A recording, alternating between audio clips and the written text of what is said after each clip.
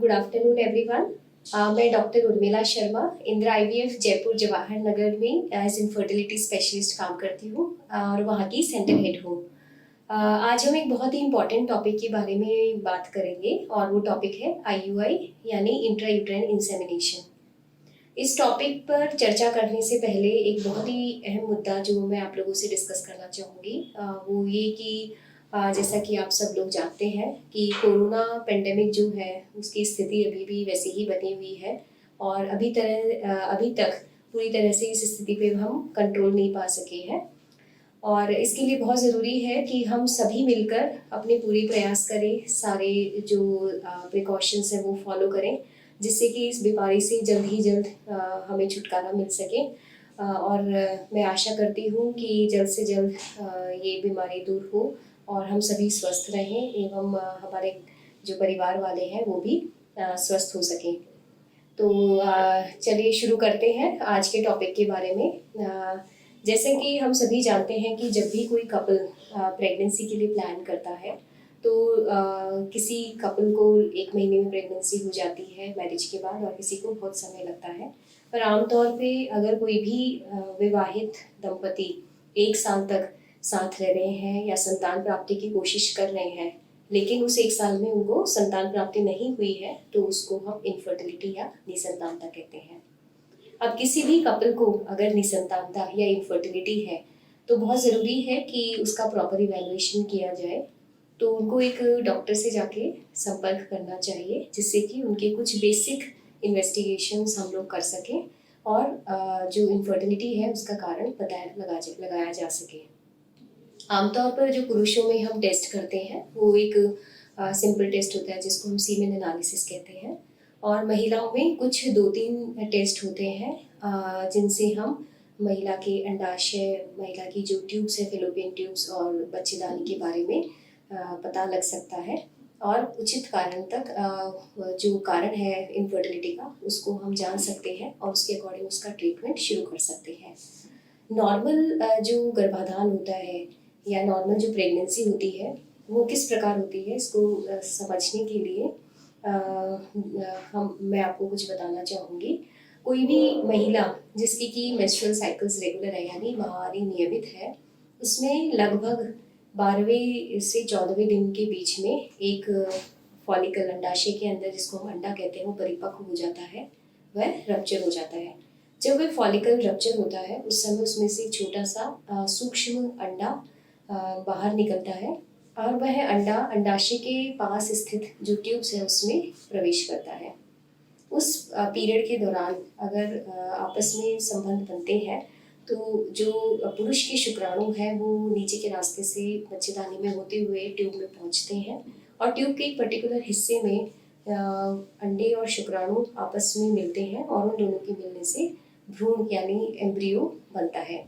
जब वह एम्ब्रियो बन जाता है तो लगभग 3-4 दिन के बाद वह धीरे धीरे वापस बच्चेदानी की तरफ आता है और बच्चेदानी यानी गर्भाशय की जो अंदरूनी परत है जिसको हम एंडोमेट्रियम कहते हैं वहाँ पे वो इम्प्लांट हो जाता है और आगे 9 महीने तक वहीं विकसित होकर बच्चे का रूप धारण करता है।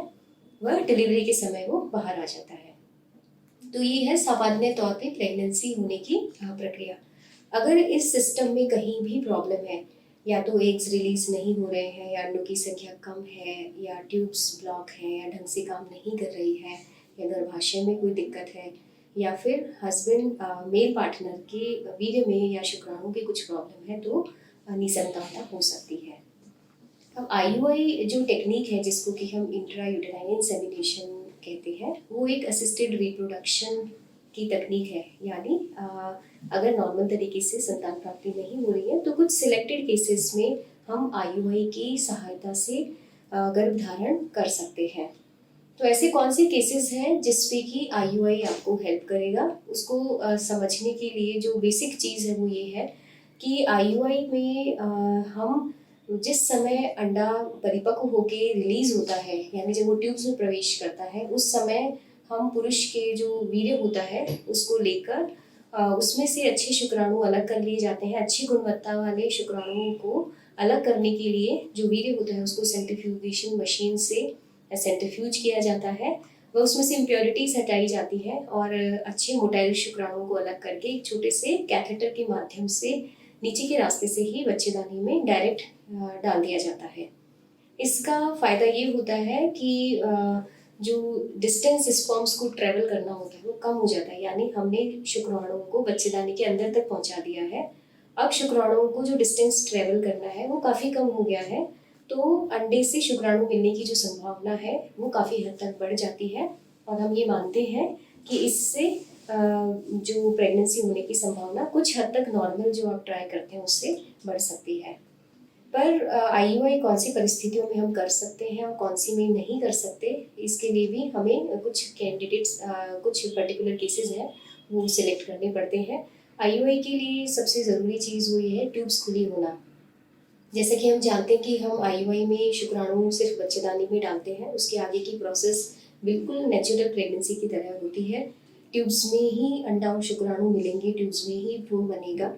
तो इसके लिए बहुत ज़रूरी है कि जो ट्यूब्स हैं वो खुली हो, वह नॉर्मल तरीके से काम कर रही हो। अगर दोनों ट्यूब्स खुली नहीं हो तो कम से कम एक ट्यूब का खुली रहना बहुत ज़रूरी है, तभी हम आईयूआई कर सकते हैं। अगर ट्यूब्स ब्लॉक होगी तो आईयूआई ऐसे केसेस में यूज़फुल नहीं है। इसके अलावा जो महिला की अंडाशय है यानी अंडेदानी है, उसमें जो एग रिजर्व है वो अच्छा होना चाहिए। एग रिजर्व का मतलब होता है अंडाणुओं की संख्या। उम्र के साथ साथ धीरे धीरे महिलाओं में अंडे कम होने लग जाते हैं और लगभग 35 साल के बाद बहुत तेज गति से अंडों की संख्या व गुणवत्ता कम हो जाती है। तो आईयूआई की सफलता की रेट जैसे जैसे एज बढ़ती है वैसे वैसे सक्सेस रेट कम हो जाती है। तो बहुत ज़रूरी है कि आईयूआई केवल उन्हीं कंडीशंस में किया जाए जहाँ पे जो कपल्स उनमें महिला जो वाइफ है उनकी एज कम हो, प्लस उनका एग रिजर्व नॉर्मल हो, ट्यूब्स खुली हुई हो या एसोसिएटेड कोई और प्रॉब्लम्स नहीं हो। तो जो कुछ इंडिकेशंस है आईयूआई की, जिसमें कि हम ज़्यादातर केसेस में आईयूआई यूज़ करते हैं, वो इंडिकेशंस है mild mail factor infertility. Mild mail factor infertility का मतलब है जहाँ पर पुरुष के शुक्राणुओं की संख्या थोड़ी बहुत कम है या गतिशीलता कम है, यानी ओलिगो एस्थेनोस्पर्मिया है, जो कि बहुत कम नहीं हो। नॉर्मली जो शुक्राणुओं का स्तर होता है 15 मिलियन प्रति मिलीलीटर से ऊपर अगर शुक्राणु की संख्या है तो वो नॉर्मल कैटेगरी में आता है। वहीं 40% के आसपास मोटिलिटी है तो वो नॉर्मल कहलाती है।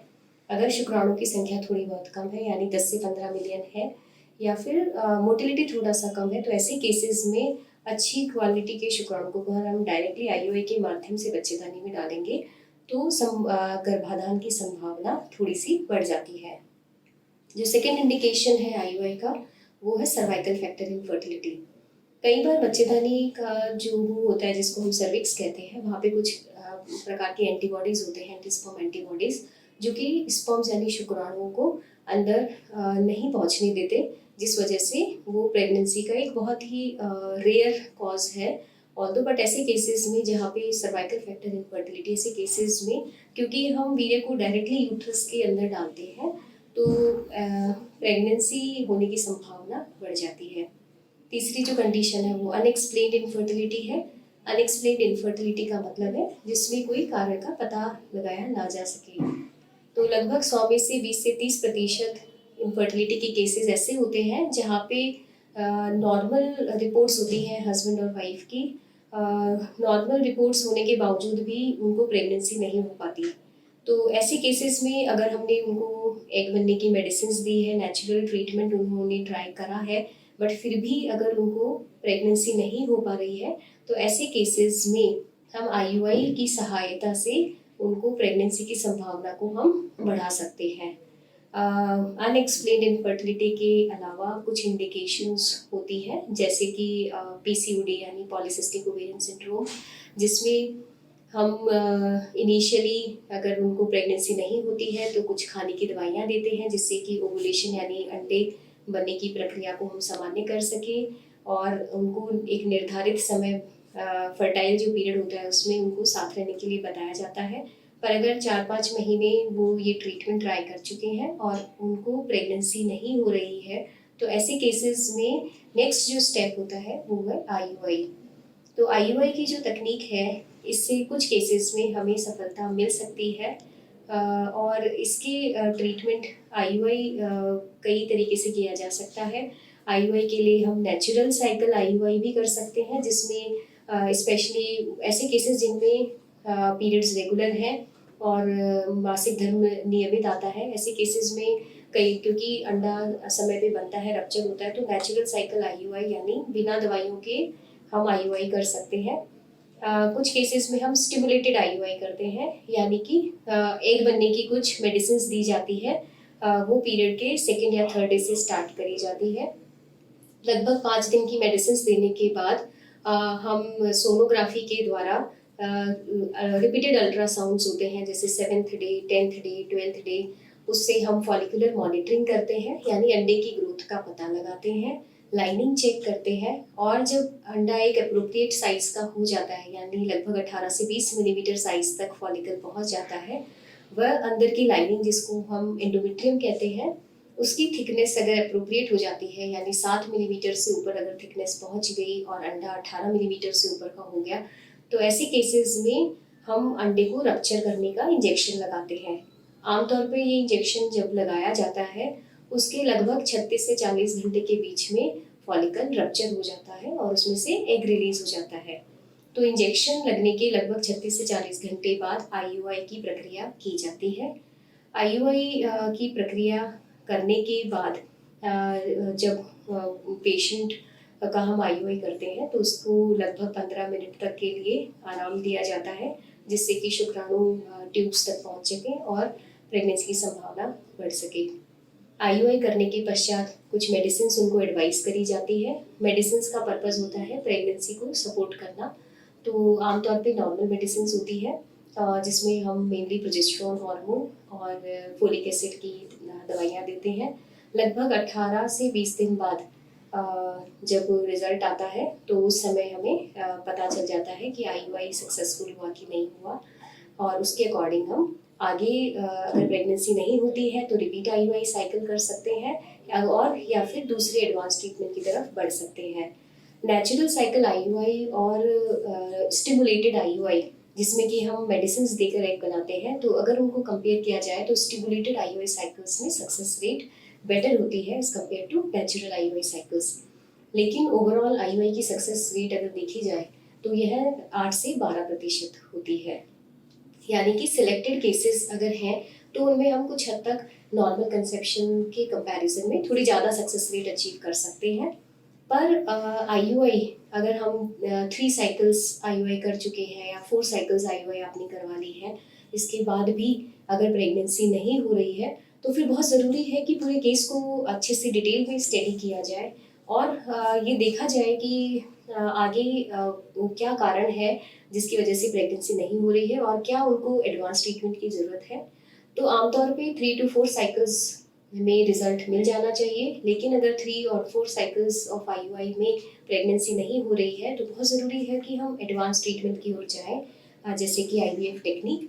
और आईवीएफ टेक्निक के माध्यम से, क्योंकि आईवीएफ की सक्सेस रेट आईयूआई के कंपैरिजन में काफ़ी अच्छी है और टाइम टू प्रेगनेंसी को हम काफ़ी हद तक कम कर सकते हैं, तो ऐसे केसेस में अगर प्रेगनेंसी नहीं हो रही है तो जल्द ही हमें आईवीएफ तकनीक का सहारा लेना चाहिए, जिससे कि प्रेगनेंसी की संभावना को हम बढ़ा सकें और उनको भी एक स्वस्थ संतान की प्राप्ति हो सके। तो so thank you everyone and wish you good luck.